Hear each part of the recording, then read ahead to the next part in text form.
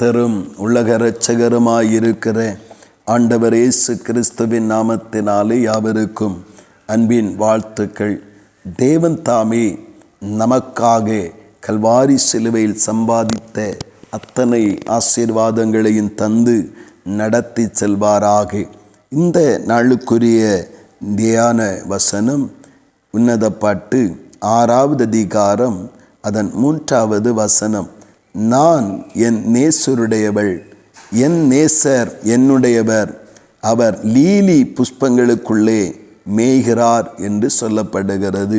கர்த்தருடைய நாமத்தினாலே தன்னை தேவனுக்கு முன்பாக, அந்த நேசருக்கு முன்பாக எப்படி ஒப்பு கொடுத்து அங்கே அவள் செயல்படுகிறாள் என்பதையும், எவ்வளவு அர்ப்பணம் அந்த வாழ்விலே உருவாகிறது என்பதையும் முதல் பகுதி சொல்லுகிறது.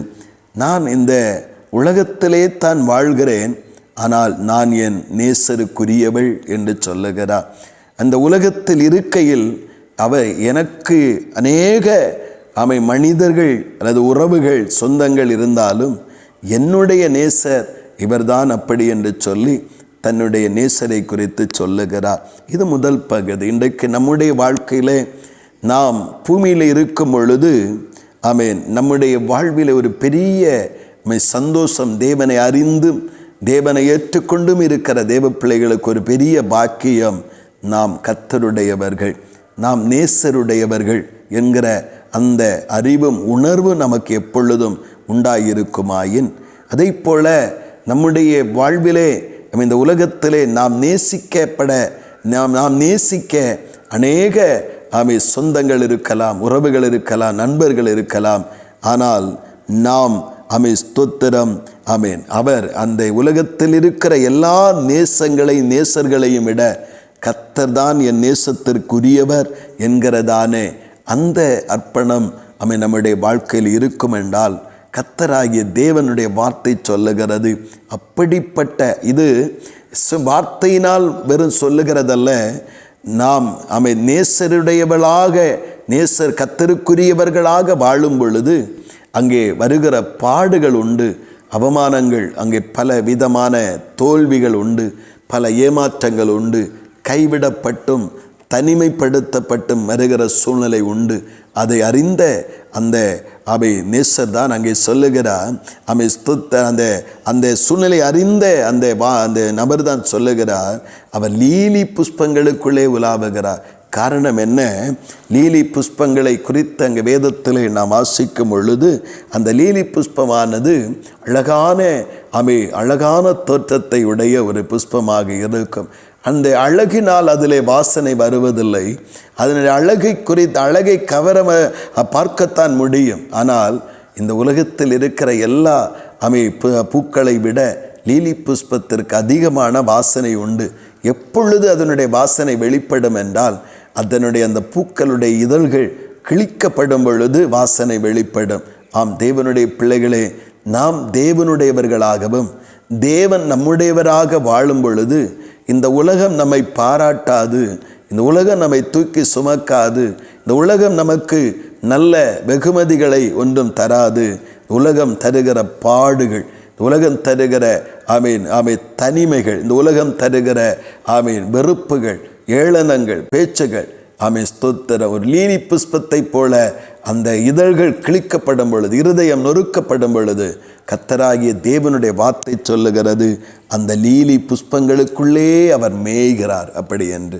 அப்படியானால் நாம் தேவனுடையவர்களாக இந்த உலகத்திலே வாழும் பொழுது உலகம் நம்மை ஏற்றுக்கொள்ளாது, உலகம் நம்மை அங்கீகரிக்காது.